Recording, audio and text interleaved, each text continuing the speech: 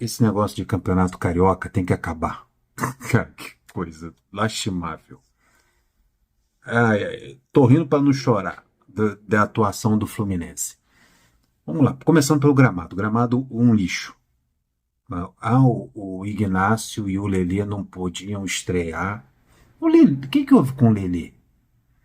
O Lelê, ele já vem treinando desde dezembro, com o elenco ali. Aí a desculpa para não colocar o Lelê em campo em Moça Bonita é o gramado pesado e irregular. Aí esse campo do Volta Redonda, meu Deus do céu, que é isso? O gramado do Volta Redonda era decente, agora é uma lástima. Tem mais areia do que grama. Que um campeonato, nível campeonato carioca, né? Mas o Ignacio jogou, até que jogou bem, vou falar dele, vou falar também do Freitas, que fez a estreia com a camisa do Fluminense, vou falar do Guga, do Nonato.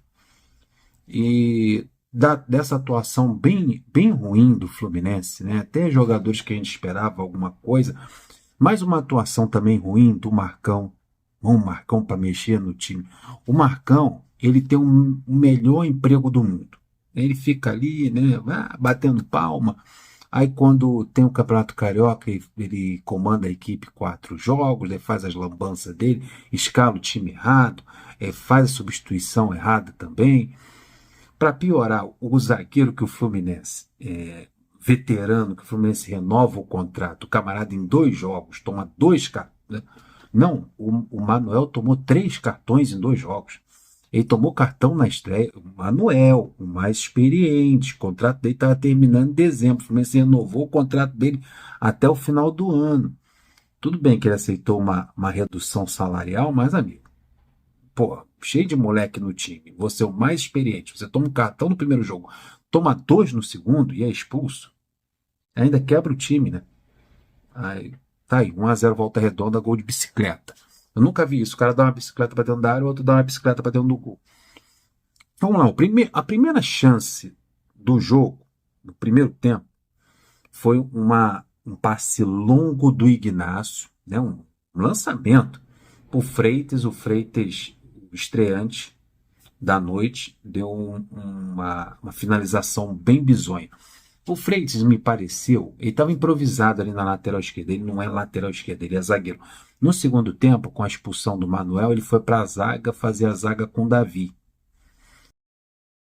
Mas ele me pareceu, claro, ele não é garoto, ele tem uma certa experiência, ele já jogou jogos internacionais, ele parece corajoso, ele vai para, né, se apresenta para o jogo, um cara que reclama, discute, teve um entreveiro ali com o Wellington Silva, um empurra, que ele meteu a mão no peito do Wellington Silva, é forte, né? É um lateral forte. Dá para perceber que ele não é um grande jogador, ele tem dificuldade no trato com a bola.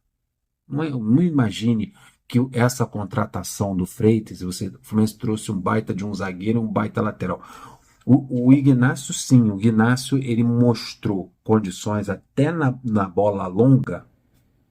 Não estou falando que o Freitas fez uma má estreia, acho que foi até satisfatória.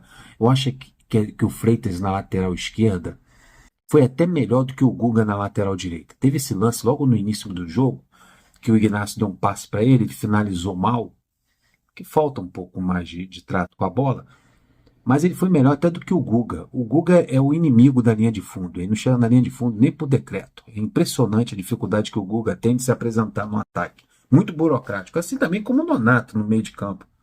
Era para o Nonato chegar ali no meio de campo, ele que é o mais experiente, foi até titular em alguns momentos no ano passado, ele toma conta ali do meio de campo. Né? Aquele Felipe Andrade também do lado dele, bota o Felipe Andrade na lateral direita, o moleque não corresponde. Ele até foi para a lateral direita no segundo tempo, com aquela miscelânea que o Marcão faz nas alterações, ele foi para a lateral direita. Mas bota o Felipe Andrade na lateral direita e não faz nada. Bota ele na zaga, é um horror. Bota ele de volante, a gente tenta até, né? Porra, pede a escalação dele, mas quando ele entra em campo, ele não ajuda o comentarista. Não dá aquela moralzinha pra mim, né? Pô, Felipe Andrade, te dou uma moral do caramba e quando tu joga, tu faz isso. Até os dois moleques, o Isaac muito apagado no primeiro jogo, apagado também nesse segundo jogo. O Isaac não é o menino lá do Sub-17. Ele fez esses 2 jogos dos profissionais abaixo do que ele sabe jogar. Já o Riquelme não, o Riquelme é mais corajoso, ele tenta alguma coisa. Eu senti, principalmente no primeiro tempo, o Fluminense muito preso à intermediária. Principalmente no primeiro tempo. O Fluminense usou pouco, principalmente o Paulo Baia. A bola não chegou lá no lado esquerdo, né? As únicas chances, únicos momentos no lado esquerdo foi até com o Freitas, mas o Paulo Baia muito esquecido por ali. Não sei se o Freitas, por estar improvisado ali, ele não faz esse tipo de jogada com ponta esquerda. Alguns lampejos do Riquelme no primeiro tempo aberto ali pelo lado direito, drible, né? Aquela jogada, ele tem uma facilidade no drible, na jogada individual. O primeiro tempo o Fluminense foi bem abaixo. Principalmente, o Fluminense teve 2 finalizações. Teve essa chance do Freitas, logo no início do primeiro tempo, e uma no finalzinho, uma lá com 9 ou 5 minutos de chance, né, logo no início do primeiro tempo, e uma aos 40 e poucos minutos do João Neto, que também é outro que a gente pede para escalar. Escala o João Neto. O João Neto é escalado e não faz nada. Mas lá no finalzinho ele botou uma bola na trave, quase foi o gol do Fluminense. Só teve essas 2 oportunidades. O Fluminense conseguiu ter menos posse de bola do que o Volta Redonda. Os 20 minutos iniciais foi até equilibrado. Em nenhum momento, olha só como o Fluminense jogou mal. Em nenhum momento do jogo, o Fluminense foi superior ao Volta Redonda. No início do primeiro tempo, o Fluminense teve um jogo equilibrado. Dos 25 em diante, o Volta Redonda foi melhor, pressionou o Fluminense só se defendeu. O Fluminense muito atrás. E quando o Fluminense tinha a posse de bola, o jogo ficava ali na intermediária, não havia uma profundidade. Né? Porque o Isaac é o jogador que era o responsável para a criação do jogo, não estava fazendo isso. O Nonato, que é um jogador experiente, que podia fazer com que essa bola chegasse no João Neto, e o jogo ser distribuído para as linhas de fundo, né? Tanto pelo Riquelme como pelo Paulo Baia, essa bola não chegava. Então o Fluminense ficava muito preso na intermediária e a partir dos 25 minutos só dava o Volta Redonda. O Fluminense só se defendia. Nem puxada de contra-ataque, o primeiro tempo do Fluminense foi tão ruim, o Volta Redonda teve 55% de posse de bola, teve mais posse de bola do que o Fluminense. Foi tão ruim que o Fluminense nem puxar contra-ataque conseguiu. Aí vamos para o segundo tempo. No segundo tempo, eu tenho aqui minhas anotações, com 5 minutos de jogo, o Fluminense voltou melhor. O Fluminense, no início ali do segundo tempo, o Fluminense teve umas 3 chances. Teve uma jogada do Paulo Baia na ponta esquerda, em que ele fez uma jogada individual no 1 contra 1, levou a bola para a linha de fundo e chutou cruzada, a bola passou pelo gol ali, né? Saiu lá pelo outro lado. Foi uma boa jogada do Paulo Baia. Lá pelo lado direito, o Riquelme teve 2 chances. Então o Riquelme foi o único que tentou alguma coisa ali, né, mais efetiva. Ele sempre puxando na diagonal e concluindo com a perna esquerda, mas chutando mal, por cima da trave. Então foram 2 lances bem parecidos. Ele vindo na diagonal e chutando para fora. Aí o Fluminense voltando mais agressivo, aos 16 minutos há uma quebra, né, que é a expulsão do Manuel. O Fluminense consegue voltar um pouco melhor do que o Volta Redonda, mais agressivo, tendo 3 chances, o Manuel, o mais experiente da turma, consegue ser expulso. Dá para observar que foi um pouco excessivo aquilo ali. Tudo bem que ele foi ríspido, ele botou o braço na costela ou no peito do jogador do Volta Redonda, o cara valorizou. A malandragem tem que partir do mais experiente, que no caso ali é o Manuel. Ele deu mole, recebeu o segundo amarelo e foi expulso. Isso quebrou o Fluminense. Aí o Volta Redonda começou a mexer no time, botou o time mais agressivo, partindo para cima do Fluminense. O Fluminense com 1 a menos só se recuou. Como tem um treinador que tem dificuldade para mexer no time, o Fluminense tentou ajeitar isso aí, principalmente montar a defesa. Nas alterações que o Marcão fez, ele colocou o Felipe Andrade na lateral direita, colocou o Davi ao lado do Freitas, aí ele colocou o Rafael Monteiro. O Rafael Monteiro deve ser parente do Marcão, alguma coisa, eu não sei por que o Marcão gosta tanto do Rafael Monteiro, porque ele barra o esquerdinha, ele chegou até a colocar o esquerdinha, Esquerdinha entrou aos 35 minutos do segundo tempo no lugar do Riquelme. Outra coisa, por que o Riquelme saiu? Se o Isaac estava bem mais abaixo. É isso que eu não entendo, Marcão. É a segunda vez que ele faz isso. O Isaac tá mal e ele tira o Riquelme. Eu acho que ele confunde um com o outro. Só pode ser alguma miopia dele. O Isaac tá mal, mas quem saiu é o Riquelme. Aí o Esquerdinha entrou com 35 minutos. Primeira coisa que o Esquerdinha fez, ele puxou para a perna esquerda, chutou, o goleiro fez uma grande defesa. Fez uma boa defesa. O Esquerdinha chutou. Primeiro lance do Esquerdinha chutou. Mas na hora de escalar o time de titular, ele coloca o Rafael Monteiro. Na hora de entrar no segundo tempo, ele coloca o Rafael Monteiro. Por que o que o Rafael Monteiro apresentou até agora para ter essa preferência de estar à frente do Esquerdinha? Para mim é um absurdo. Aí ele tenta consertar, né? Ele faz nas alterações, ele colocou o Rafael Monteiro, que é o peixe dele, aos 21 minutos. Ele faz 3 alterações aos 21. Rafael Monteiro no lugar do Guga, né? O inimigo da linha de fundo. O Wallace Davi no lugar do João Neto. A bola não chegou no João Neto e quando a bola chegou no João Neto não deu sequência. Tem um monte de gente doido para devolver para o CRB. Se fosse possível fazer isso, devolveriam. E entrou o zagueiro Davi no lugar do Ignacio. Mas para preservar, o Ignacio fez um bom jogo. Mas o Ignacio tem chance de ser até titular ao lado do Thiago Silva.